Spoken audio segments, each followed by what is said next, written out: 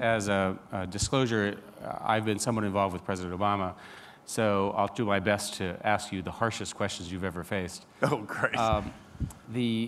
What happened, of course, was that you were early involved with the president in his Senate campaign, and then in his first race. Of course, ultimately became the Council of Economic Advisors, the youngest such person to do so, and ultimately you went back to academics. Let's talk now about the state of the economy, where we actually are, as opposed to what everybody says on television. I would say the thing that the economics profession has been grappling with for really the last couple of years is why isn't the growth rate faster? We have a terribly deep downturn, worst in 75 years maybe. Normally when you have that big of a downturn, you come rebounding back fairly rapidly. We haven't. It's been modest at best. And there are two camps sort of arguing it out over why that is. One camp is this was a financial crisis, it's deleveraging. Essentially, we have to wait until consumer spending is going to come back to the point that people get their debt levels down to some manageable level. Tied into that heavily is the housing market. The other viewpoint, I'd say, is what I call the adding up constraint, that normally housing's about a third of an expansion. Normally government grows about proportionally with the economy. We overbuilt houses. There's 5 million vacant homes, so construction has been and is likely to continue to be pretty modest. The government's been shrinking at every level. Even if the rest of the economy grows fast, the converting of what you're doing to something else, being more export-oriented, more investment-oriented, and more small business manufacturing, just takes a long time. And so the reason we don't have a V-shaped recovery in that view of the world is you can only have a V-shaped recovery if you can go right back to doing what you were doing before the recession started. I'm more in that camp. I would characterize the state of the economy now is pretty modest / measly. The US growing less than 2% a year. And the awful realization coming from that that's about the fastest growth rate in the advanced world. So if you start thinking the reason the US is growing slowly is because of some policies in the US, then you got to explain, well, why is the same thing happening throughout Europe, throughout Japan, and a lot of the advanced economies? There's a set of criticisms on the right and the left of you and the administration in the first term. Big surprise to you. And there's a whole category of criticisms from the aggressive left, which are characterized by Paul Krugman, which are that you guys misunderestimated the amount of money that it would take to stimulus. These are pro-stimulus, spend lots of money. And their core argument is instead of spending $800 billion in the ARRA, if you'd done like a couple trillion, $2 trillion those kinds of numbers, the pain would have been less because it would have all corrected faster. What's your response to that? To the answer, I've known Paul Krugman a long time. When I was a PhD student, I was his research assistant when he was just a regular professor at MIT. I think it's not, I'm an economics professor, so I love being able to say somebody else is being politically naive. But I think in this, the people who say that are being politically naive because this was the biggest stimulus as a share of the economy that ever existed, bigger than the New Deal, and it came down to one vote. And all 5 of the marginal votes, 3 Republicans and 2 Democrats, all wanted it smaller and all wanted less spending and to be replaced. They wanted more of the spending to be replaced with more tax cuts. So that's why tax cuts end up being such a big share of the total. So I don't think that was at all conceivable. 2, certainly in some areas, the Recovery Act spends 10x in a year what's ever been spent. I think there are a lot of areas that if you wanted to spend the money in a way that would not be wasteful, I think it would have been hard to spend more than it was. And there are some people who would argue that you didn't meet that criteria in some of the parts.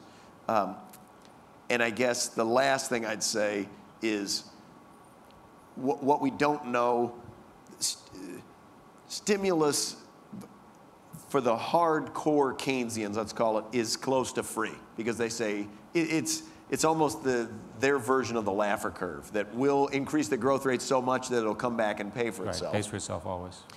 If you're less strong about it than that, you say stimulus has got to come from somewhere. So should we pull from the future through higher tax in the future, whatever, to put it in right now? The 6 months surrounding when the president came into office is the worst 6 months in the history of the GDP data that we've had for 65 years or so. In that 6 months, pull from the future to now makes sense, because that's the worst you've ever been. At a moment when you're growing more like 2%, I kind of think we're in a different moment. So if you'd have pulled more from 2010 into 2009, would we feel better? I'm not sure. But how does growth happen now? Are we stuck now in a permanent 1 to 2% growth independent of political party? And here's the argument. Yeah. The combination of globalization and automation means people are not getting hired. And the global economy is perhaps, as you pointed out, going to hit some kind of future global recession in the next year. Europe is all screwed up because of systemic issues, et cetera. Asia's slowing. Right. How do we get real a couple of things in there. Of course I Is do. it permanent? No, definitely not. As I say, what we've had is some parts of the private sector growing pretty robustly, and housing and everything touching on housing at best zero, and government shrinking quite significantly. And you add those things together in some weighted average, you get, even in the best case, something pretty modest. The reason so yes, I think there's some inevitability of that over this 3 to 5 year period. That's definitely not permanent, because, look, since the recession began, the population of the U.S. is up over 10 million. Household formation's been close to zero. So it is the case. I don't say this as a joke. Eventually, kids are going to be moving out of their parents' basements, if the history is any guide. And when they do, they're going to have to buy crappy pots and pans or whatever it is. Historically, that process of household formation has been a significant cyclical driver of growth, and it hasn't been there. But not in Japan, for example, which has been mired for a couple of decades in this sort of problem. Yes. Yes, true. Now, they haven't had very substantial population growth in Japan. Household formation wasn't as big an issue. I think the nagging fear that people have from Japan and from others is that second worldview I described, that maybe it's just financial crisis. And for those people, Rogoff and Reinhardt wrote this book, This Time is Different, and they're the biggest advocates of this point of view. You ask Carmen Reinhardt, she's not sentimental about it. She says, oh, yeah, it's going to take 7 years before people start to say the economy's better. So let's talk about the other side and bring it to today's political things. You're obviously involved in the campaign. You're obviously supporting President Obama for his reelection. The other side makes the following promises as part of their campaign, and they've got at least 47% of the electorate on their side. The first is to continue the Bush tax cuts for everyone, including the wealthiest, on the argument that it makes no sense in a slow growth environment to raise taxes. Further, an additional 20% across the board cuts for everybody, right, rich and poor. And third, an increase in military spending. And they argue, and this is the Glenn Hubbard and that whole school, that the sum of all those changes will produce more economic growth than your boring strategy. And which I would describe as waiting for the market. Abolish the estate tax, abolish the alternative. I forgot those two. A bunch of those. I'm in favor of all those two. All I think of this is we have a long-standing history and academic research on the subject of, do high-income tax cuts lead to growth? And the correlation is close to zero.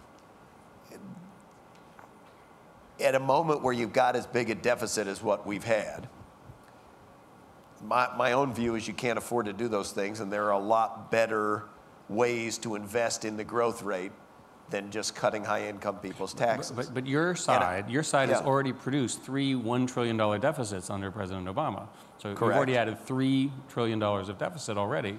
Why The not add point more? is not to increase deficit. I mean, if that's what you're saying. What my view is, if you go take a budget like the Ryan budget,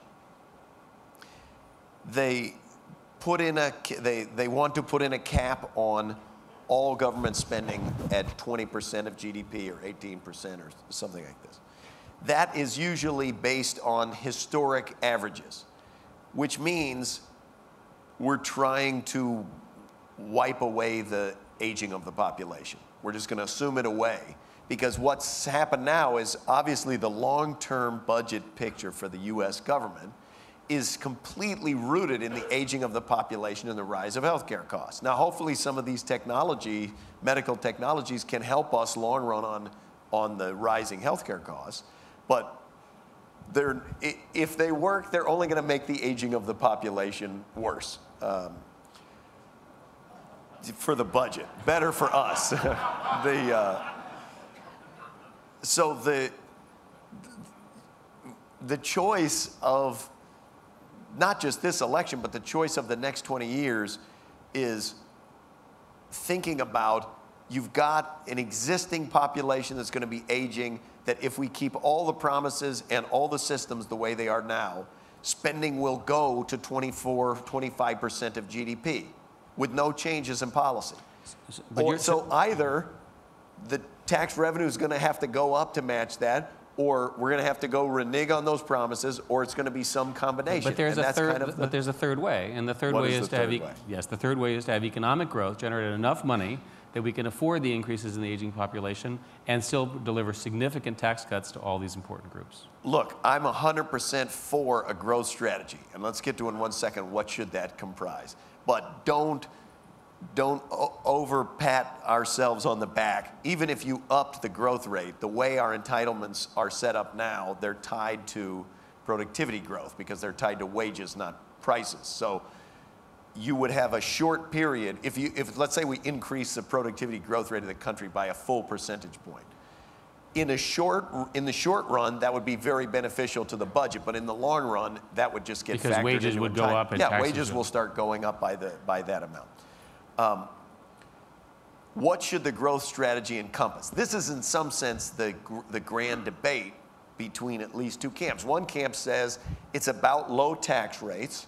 Low tax rates, especially for high-income people, are the drivers of growth.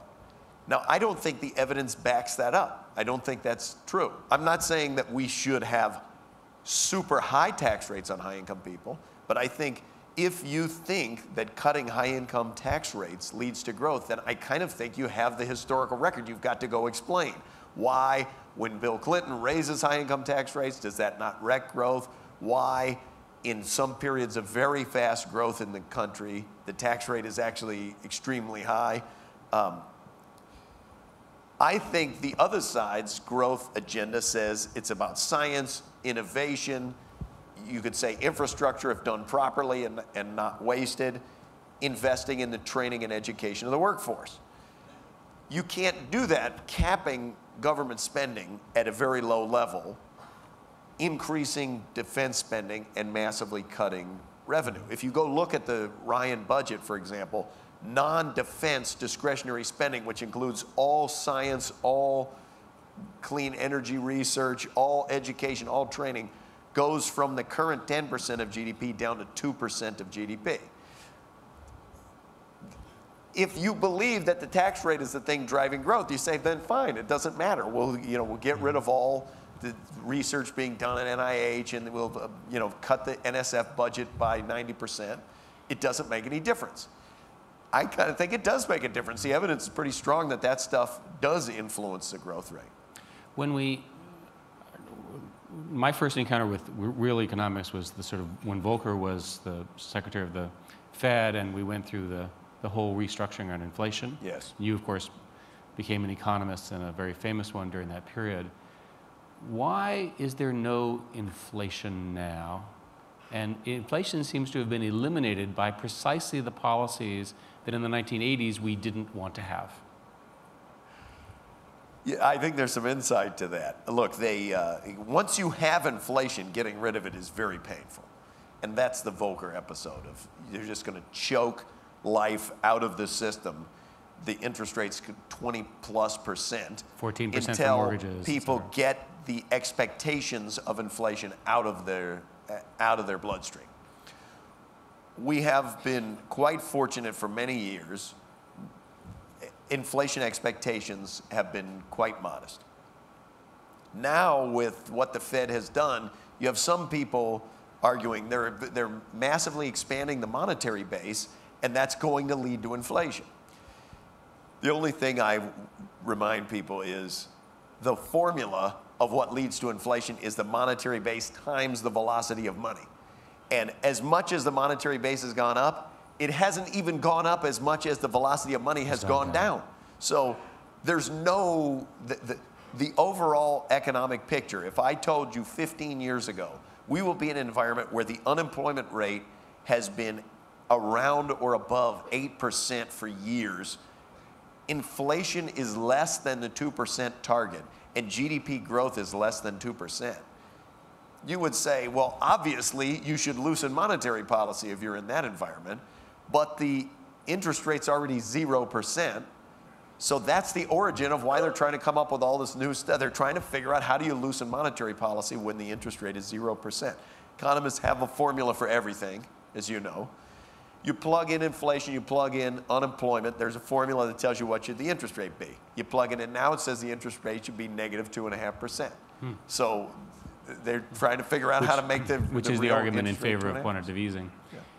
My final question has to do with your view of what happens on the assumption that President Obama wins, what happens on the assumption that there is a President Romney. Take us through, if you were in the government under Obama, what you think your first, second, third year of his second term would look like, and then to the degree you can, since you imagine that you're Glenn Hubbard and you're President Romney's advisor, and you're inaugurated on August 20th, January 20th, what are you going to do? What is the reality of what you would do? What is the reality? And give an intellectually honest assessment of what they would do, and give us that picture, because that's ultimately kind of the choice that smart people are going to make in this election. Okay, I will do that, and that mainly focuses on the next 6 months. I should say, beyond, if you ask 5 years from now, I'm extraordinarily optimistic, particularly about the U.S. We have challenges we got to confront, but their magnitude compared with most of the rest of the advanced world and even many of the emerging markets is eminently doable. And we got a lot of things that are going in our favor. And make a comment also about how long the European crisis is going to go. The European crisis is going to go until they realize it's not sustainable and the euro's blowing up. But the answer is forever. I mean, well, that's a really optimistic answer. Look, I say for medium run, I'm optimistic on the U.S. In Europe, I don't know how to describe it anyway, but this. Economists know a great deal about how do you hold very different economies together in a monetary union. And there aren't that many choices, and none of them are easy. One, you can have massive labor mobility from poor to rich places. You can run differential inflation. So the Germans could have 6% inflation for a few years, Greece 0, and that would solve their devaluation competitiveness problem. You could subsidize it to hold it together, or you can try to go to the countries that are overvalued and have them grind down their wages by the amount that a devaluation would do. All of those are horrible and basically, for various reasons, can't be done. So as I say, either the Germans are going to implicitly or explicitly subsidize this to hold it together, or it's going to blow apart. There's not any other choices than that. Back to Democrats, okay, Republicans. back to Democrats versus Republicans. That was really optimistic. The Washington way. That one's a grim punch to the gut, but there's no way around that. The Washington way of confronting problems is ignore it. When you're forced to deal with it, go back to what you did before and just try to recycle it and brush it off and make that the starting point. So they almost had a grand bargain last year. It came close before the insanity of the debt ceiling. they were probably 85% of the way. But the extremes just prevented that from happening. I think if Obama's elected and Republicans control the Congress, there's likely to be one last celebrity death match over the fiscal cliff, the raising the debt ceiling again. And I'm actually not optimistic they'll be able to sort that out. The same forces that blew the deal apart last year, I kind of feel like may blow that deal apart. But that then makes me somewhat optimistic that in 2013, the American people are so pissed that their taxes have just gone up $4,000 that they say, get the adults back in the room and go sort it out. In which case, they're going to go dust off the thing from last year, and they'll probably do a tax reform bit like that, and it'll probably look a lot like Bo Simpson. If Romney wins, I think the first thing they're going to do is, and I'm assuming the Republicans are in control of Congress, they're likely to extend all the tax cuts. We won't go off the fiscal cliff. I think then as you go into 2013, they're going to propose things like balanced budget amendment, caps, big cuts on Social Security that won't go anywhere. And I basically think our long run fiscal, the chance of a grand bargain long run is close to zero if you won't include any tax revenue or if you want to add big tax cuts to the spending cuts. And I kind of think that's where they are. So I think you all see, and I should say right up front, that I think we owe Austin a tremendous debt as a country. He went into the government knowing a little bit about it, and he found himself in the toughest situation a professional economist can ever, and I would say that you and a few others really rescued America. It is an honor and a privilege to have you here. I hope you enjoy being in Chicago. Thanks. Thank you.